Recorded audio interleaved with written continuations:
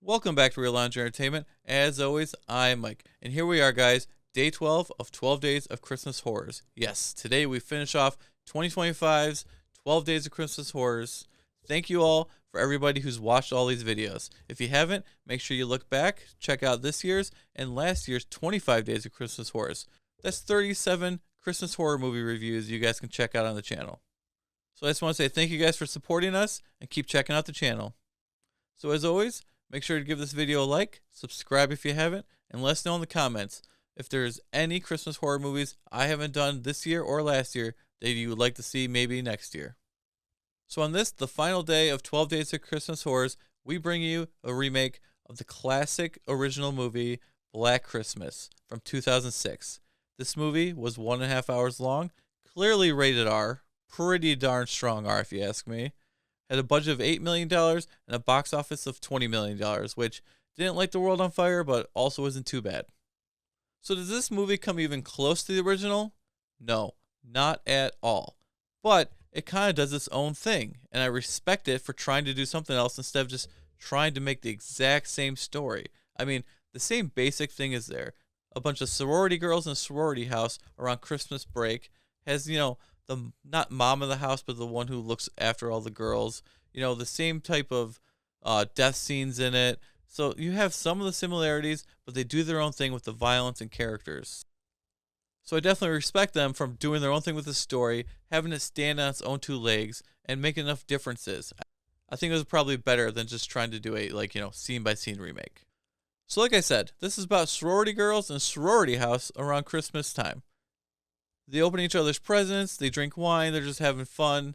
Some of them are leaving off, but also there's someone in the house killing people. Is it Billy from the original one? Not at the beginning, at least, because he's in a mental hospital. We see multiple shots of him getting, his special Christmas dinner, and he escapes with a sharpened candy cane that he got. I should say right now, I guess there's going to be some spoilers. I'm not going to go into everything, and I'm not going to ruin the ending, but there's going to be some slight spoilers like that. But don't worry, Billy does escape, and he'll join in the fun later. We got a lot of similar scenes like we got in the original one, paying homage. We got, eyes peeking through holes at everybody. We got the rocking chair in the attic. We got the strangulation with the plastic bag, but this one's not as useful because they'll strangle and immediately then stab you, so there's almost no point in the strangulation, but for the visuals, they do that so you can get that girl in the rocking chair. And of course, we get the phone calls. Not as bad as the ones in the original one, because these were creepy if you remember this.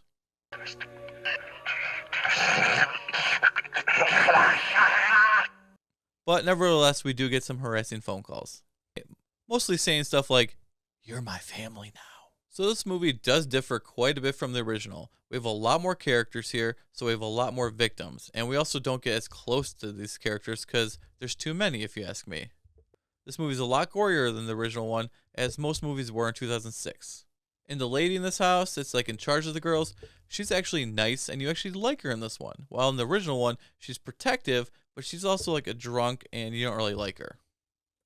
But the biggest difference in this movie, and this is a spoiler for sure, but I think you can kind of already get there with what I said earlier, is there's two killers in this movie, not just one. There's Billy and Agnes. And for these killers, we actually get a lot of backstory. Too much backstory. And we know the identities of them. In the original one, we got no backstory. We didn't know anything. We know the killer was calling himself Billy on the phone call and stuff like that, but we never find out the identity at all in that movie. That's the twist. Now, this one, we flat out know the identities of the killers, and we know way too much backstory. Almost a third of this movie, I want to say, if I remember right, is backstory. So right away, I can already tell you, there's no way this movie could have touched the original one. But I guess it sort of works for what they were going for with this one. So I can't fault it too much, but we're just talking about a mediocre horror movie now at this point. And for those of you who have watched all the movie reviews on this countdown this year, you know one of the running themes of this year is these people are all perverts in these Christmas horror movies. And this one, let's throw it on the pile too. Because in one of the flashbacks, Billy, who's now been living in the attic because his mom and his dad hate him, well, his mom goes up there and seduces him when the dad is drunk. Yes, this movie went there. Guess what? That's not the first one that did it this time. I mean, what is wrong with all these people this year? Well, either way, That's where they're going for.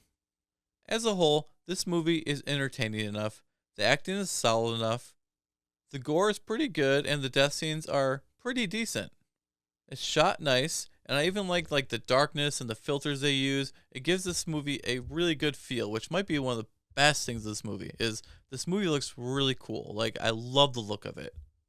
Now for weaknesses, this is kind of just like a generic cookie cutter horror movie from the time.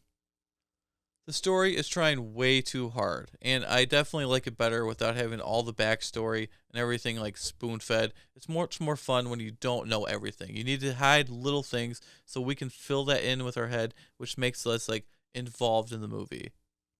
And there's probably just too many characters. I think you needed to cut back on like one or two. I know you were just getting like more cannon fodder for the film for, the gore and violence you want to put into it. So I know why you did it, but it just makes us not like root for as many people. So this movie just kind of became very forgettable. I also think you didn't need two killers. That's kind of just like overkill. One was fine for the first one would have been fine for this one.